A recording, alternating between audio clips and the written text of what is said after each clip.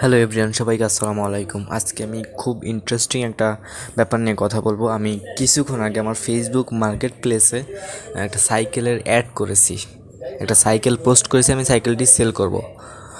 তো আমি এত রেসপন্স দেখে আমার মাথা খারাপ হয়ে যাচ্ছে। দেখুন, আমি একটু দেখাচ্ছি। এখন ফেসবুকে চলে যাই। হ্যাঁ, দেখুন, মার্কেট প্লেসে চলে আসলাম।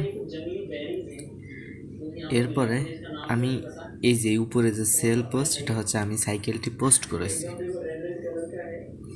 দেখুন, 6,000 টাকা দিয়ে 43 মিনিট আগে পোস্ট করেছি, 3টা পিকচার দিয়ে। এটা হচ্ছে আমার সাইকেল। তো মেসেঞ্জারটা একটু দেখায়, এখানে কি পরিমাণ রেসপন্স এসেছে। যারা অ্যাকচুয়ালি বিজনেস করতে চান ফেসবুক মার্কেট প্লেসে, তাদের জন্য এটা খুব ইম্পর্ট্যান্ট। দেখুন, কম হলেও 300 থেকে 400 মেসেজ এখানে চলে আসছে।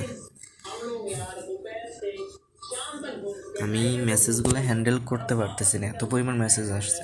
তো আমি এখানে চিন্তা করে দেখলাম, এখানে যদি কোনো বিজনেসম্যান এখানে যদি পুরাতন জিনিস বাই সেল করে থাকে, তাহলে Facebook market place is the one of the best place, যেখানে পুরাতন জিনিসপত্র ক্রয় এবং বিক্রয় খুব সহজেই পসিবল। আমি ভাবতেও পারিনি যে মাত্র 43 মিনিটে প্রায় 300রও বেশি এখানে মেসেজ এসে পড়ে আছে। দেখুন, সব সাইকেল মার্কেট প্লেস থেকে মেসেজগুলো আসছে, অনেক মেসেজ।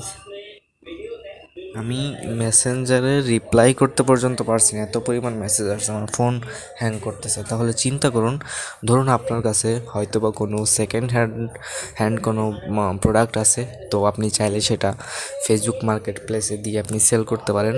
আপনি দেখতে পারেন এখানে কী পরিমাণ রেসপন্স পাওয়া যায়।